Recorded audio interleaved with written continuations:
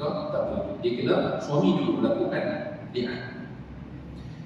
Kemudian yang ketiga, kedua-dua suami isteri mesti menyebut perkataan yang dinyatakan tadi itu, bersumpah atas nama Allah bahawa kalau suami tadi dia berzina dan dia mengatakan isteri dia telah berzina. Jika salah seorang menukarkan lafaz penyaksian tadi dengan lafaz lain seperti aku bersumpah, ataupun dia menukarkan perkataan laknat itu dengan perkataan murka ataupun sebaliknya, maka li'an tersebut tidak sah.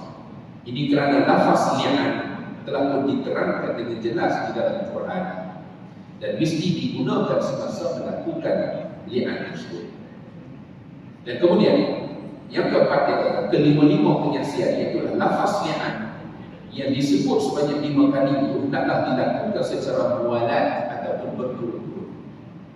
Ya, di dalam satu majlis dilakukan secara berturut-turut. Maka oleh ini tidak boleh dipisahkan oleh sebarang perkara yang dianggap boleh turut sebagai pemisah. Mana tak boleh hari ini sekali, besok sekali, ataupun pagi sekali, petang sekali. Itu dianggap sebagai pemisah. Dia mesti buat berturut-turut. Yang kelima, hakim wajib untuk memberi nasihat dan mengingatkan kedua-dua pasangan supaya tidak berbohong.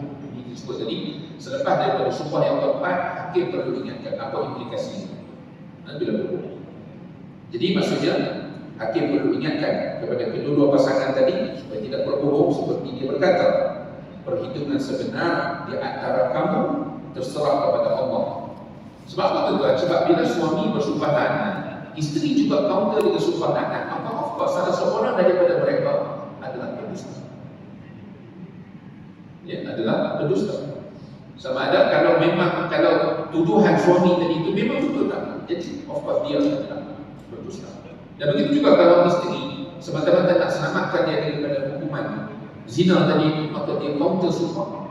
Maka kalau benar suami, maka isteri berdosa. Maka salah seorang daripada dua-dua pihak yang terlibat memang confirm berdosa. Maka salah seorang dia kata apa? Hakim perlu mengingatkan dan hakim boleh tanya, adakah sesiapa yang ingin bertaubat? Maksudnya untuk, ya kalau betul, kalau suami yang berdusta, bermaksud dia masih ada peluang untuk tarik balik sebelum daripada dia melafazkan sumpah yang kelima tadi, ialah melaknat. Sanggup dilaknat oleh Allah. Dan begitu juga isteri. Ibnu Umar radhiyallahu anhu menceritakan bahawa Nabi SAW memanggil lelaki yang telah menuduh isteri dia berzina, dan baginda membaca beberapa potongan ayat Quran menasihati, mengingatkan dan memberitahu kepadanya bahawa hukuman di dunia itu adalah jauh lebih ringan jika dibandingkan dengan azab. Dan lelaki itu berkata, demi Tuhan yang memutuskan Tuhan membawa kebenaran, aku tidak berhubung dengan tuduhan aku. Dan seterusnya baginda bercakap pula dengan wanita sambil menasihati, mengingatkan dan memberitahu kepadanya bahawa hukuman di dunia jauh lebih ringan berbanding dengan azab di akhirat. Maka perempuan itu berkata, tidak, demi Tuhan yang memutuskan Tuhan membawa kebenaran, dia tidak benar. Dan Umar radhiyallahu anhu berkata lagi, kemudian baginda menggunakan dengan si suami, lalu dia bersaksi sebanyak 4 kali dengan nama Allah bahawa dia memang seorang yang benar, dan pada kali yang kelima dia menyebut bahawa Allah melaknatnya jika dia berbohong. Dan kemudian baginda meminta perempuan tersebut melakukan li'an, dan dia pun bersaksi dengan Allah sebanyak 4 kali bahawa suaminya memang berbohong. Pada kali yang kelima dia menyebut bahawa kemurkaan Allah menimpanya jika suaminya memang benar. Dan kemudian Nabi memisahkan di antara mereka. Disebut tadi, secara otomatik pernikahan itu dibatalkan dan mereka tak boleh berkahwin sesudah. Dan dalam riwayat Imam Bukhari disebutkan bahawa Nabi SAW bersabda kepada kedua-duanya, perhitungan sebenar kamu terserah kepada Allah, salah seorang daripada kamu berbohong, dan kamu, wahai si suami, tidak boleh lagi merujuk kepada bekas isteri. Dan diriwayatkan daripada Ibnu Abbas radhiyallahu anhu bahawa Hilal bin Umayyah menuduh isterinya berzina. Beliau datang lalu bersaksi bagi mengesahkan tuduhan itu. Maka Nabi bersabda, sesungguhnya Allah mengetahui bahawa salah seorang daripada kamu berbohong, adakah salah seorang daripada kamu ingin bertobat? Dan Abu Hurairah mendengar Rasulullah bersabda sewaktu turunnya ayat li'an, Nabi menyatakan, ayyuma imra'atin adkhalat ala qaumin man laysa minhum falaysat min Allah syai' wa la yudkhiluha Allah jannatahu wa ayyuma rajulin jahada waladahu wa huwa yanzuru ilayhi ihtajaba Allah minhu wa fadahahu ala ru'usil awwalin wal akhirin. Kata Nabi, mana-mana perempuan yang memasukkan ke dalam sesuatu kaum zuriat yang bukan daripada kalangan mereka, maka perempuan ini tidak akan dirahmati oleh Allah sedikit pun. Jadilah maksudnya seorang perempuan yang berzina, tiba-tiba dia mengandung anak yang bukan daripada nasab suaminya, tapi dia berjaya lindungi perbuatan zina, maka anak tadi itu akhirnya dinasabkan kepada suaminya. Ya, dia boleh, maknanya dia, suami tak tahu, tapi dia tahu bahawa anak yang dikandung itu bukan anak suami. Maka itu dimasukkan dengan memasukkan apa nama itu seorang anak ke dalam bukan nasab sesuatu kaum itu. Dimasukkan kaum itu maksudnya suami tadilah. Maka kata Nabi, Allah tidak akan dirahmati oleh Allah sedikit pun. Itu kita sebut tadi apa tuan? Orang yang apa nama itu menyebabkan rosaknya nasab, dia tak akan bersyukur.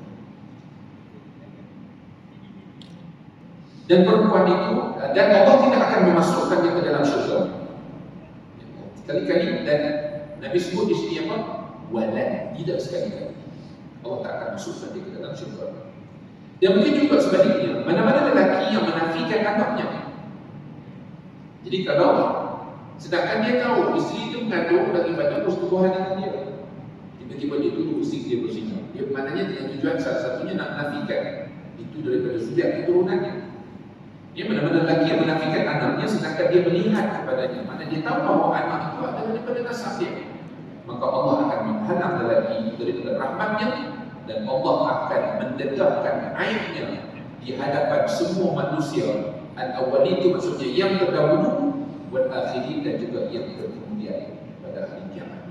Pada masyarakat Allah akan buka aib lelaki yang menafikan anak daripada apa nama itu nasab keturunan. Itulah perbincangan tentang apa nama li'an, dan para penulis menutup dengan kata-kata apa? Kita mohon rahmat Allah di dunia. Sebab apa? Yang berzina ini sesuatu benda yang akibatnya tuan, dia menyentuh tentang salah satu daripada tujuan Allah datangkan syariat. Salah satu maqasid syariah Allah datangkan syariat, salah satu tujuannya apa? Dalam bentuk apa? Memelihara nasab keturunan manusia, supaya kita tahu jelas dia ni anak siapa, siapa dia punya bapa, siapa punya dada. Dia tahu ni anak siapa, dia cucu siapa. Tiba-tiba kita buat satu perbuatan yang merosakkan sistem nasab itu, maka setelah itulah Allah sangat murka kepada orang yang melakukan tersebut. Jadi kerana itu akibatnya tuan, disebut tadi, walaupun kita nampak ada sedikit keistimewaan yang Allah berikan kepada suami, tapi bukan bermaksud suami boleh sebebasnya membuat itu. Tadilah kita lihat apa yang disebutkan apa, berlakunya apa nama itu li'an ini salah satunya mesti ada yang diputuskan. Maknanya suami boleh selamatkan diri dia daripada dihukum dengan kesalahan qazaf, isteri boleh selamatkan diri dia daripada dihukum dengan kesalahan zina. Tetapi Allah Subhanahu Wa Taala mengatakan, hakikatnya sebab itulah kesanggupan anak itu bermaksud dia sanggup menerima risiko saat ini dia berdusta di dalam susah. Jadi tuan-tuan, saya kira itu dapat kita kongsi ini, dan tajuk berikutnya nanti kita akan bincang tentang apa ini dinamakan sebagai iddah. Iddah ini adalah tempoh apa nama itu bertenang untuk memuktamadkan sesuatu pembubaran perkahwinan. Karena ada iddah yang membolehkan suami isteri ini tadi kembali hidup bersama tanpa perlu kepada satu akad yang baru dan juga mahar ataupun mas kawin yang baru. Itu kita akan bincangkan dalam pertemuan yang berikutnya insya-Allah. Jadi tuan, kita telah lihat apa yang disebut sebagai li'an, proses pembubaran perkahwinan apabila suami duduk istrinya bersama. Ya. Okay, dalam persoalannya tuan, adakah seorang suami wajib untuk menanggung nafkah apabila isteri berada dalam tempoh iddah disebabkan pernikahan? Kita jawapannya tak. Sebab apa? Sebab pembubaran itu bersifat muktamad. Dia tidak lagi boleh rujuk juga, bukan kata rujuk, akad nikah yang baru pun tak boleh. Ya, katakanlah selepas 10 tahun bisa balik ke sebuah sekali, ya, nak kembali hidup bersama, nak buat akad nikah baru, nak bayar mas kahwin baru, tak boleh. Jadi dia bersifat pemisahan itu bersifat akad saja. Allah malam kalau kita ada soalan, silakan.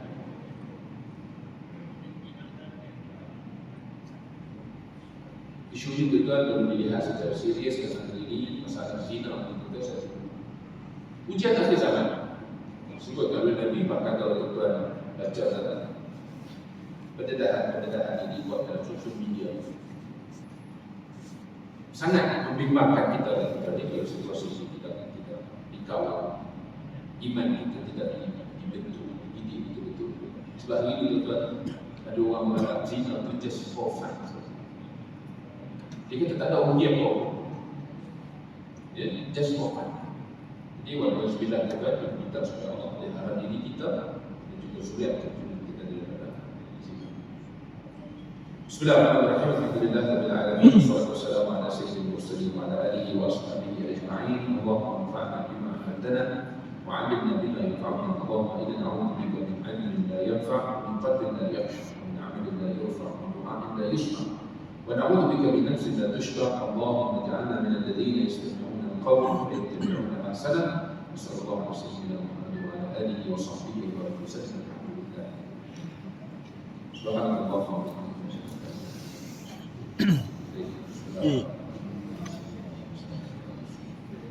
الذي لا يعلم ما الصالحات وصالحات وصالحات